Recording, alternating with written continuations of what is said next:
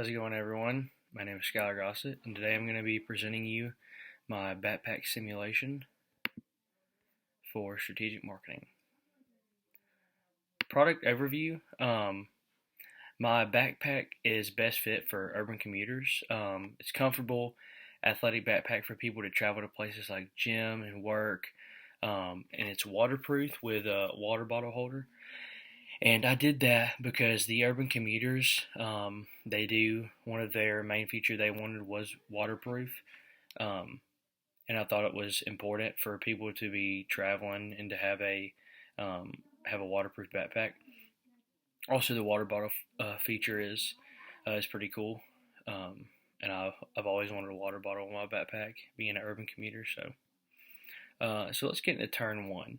So like I said, urban commuters. The reason I picked urban commuters um, was because I feel like if I was looking for a backpack, I would want something for just everyday things, going to class, or if I wasn't in school for my work, the gym, something that I could fit a lot of stuff in, and something I could also take to work in the gym, kind of in the middle. And I think that's a lot of what urban commuter backpacks are, just kind of for everything.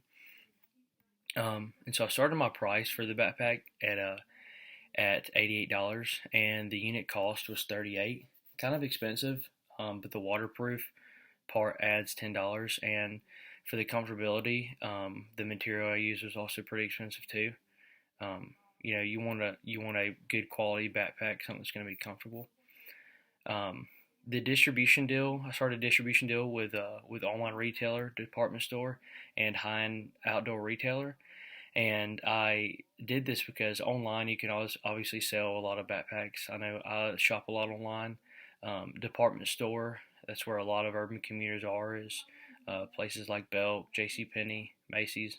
I don't even think they're in business anymore, but and also high-end outdoor retailers. I got my backpack from Mountain High, and I think the backpack I have, it's a Patagonia brand, and I think it is suitable for people like urban commuters. It's waterproof, has a lot of pockets, a place for a computer, and it's also it's just a really durable backpack. I've been using my backpack now for four years, pretty much every year that I was in college. Um, and no marketing. The reason I didn't do any marketing in turn one is because I just wanted to start off fresh, kind of see how my numbers would look. And after my turn one, my balance was $17,000 and $17,947. Sorry about that. And I sold 544 units, so I was very, very happy with that. So let's move on to turn two now.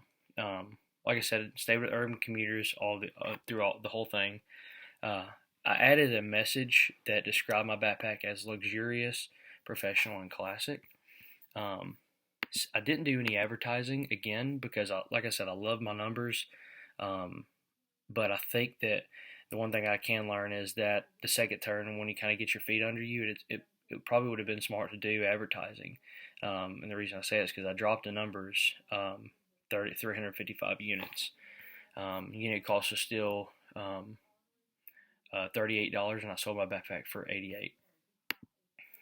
Turn three. Um, so this is when I started to advertise. I advertised signs at gyms and sporting locations as well as subways because I feel like that's where a lot of urban commuters are going to be. Also, advertising was super, super expensive, and I just didn't really see a whole lot of benefit in the other things like TV and radio stations. So I decided to stay to the gyms and stuff like that. I increased my backpack price from $88 to $98 to try and make my money back on advertising because I feel like that would have been a good way to even everything out. When I spent this much money on advertising, I feel like it was smart to raise it $10. But I was sadly mistaken because I dropped in units, and I was now at 185 units sold.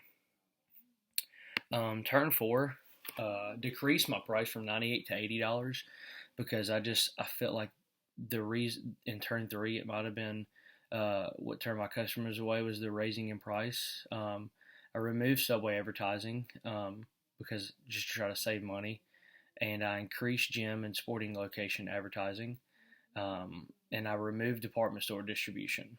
And on turn four, I sold 157 units, which stayed dropping. And you're going to kind of see another drop at here on turn five, where I recolored my backpack to tan to kind of give my customers a little bit different look, see if that might have changed anything. I removed the waterproof feature just to change a couple dollars, uh, save a couple dollars, and it really didn't do a whole lot. It did take $28 off my unit cost, um, and so it did not help a tremendous amount either because I dropped in sales again.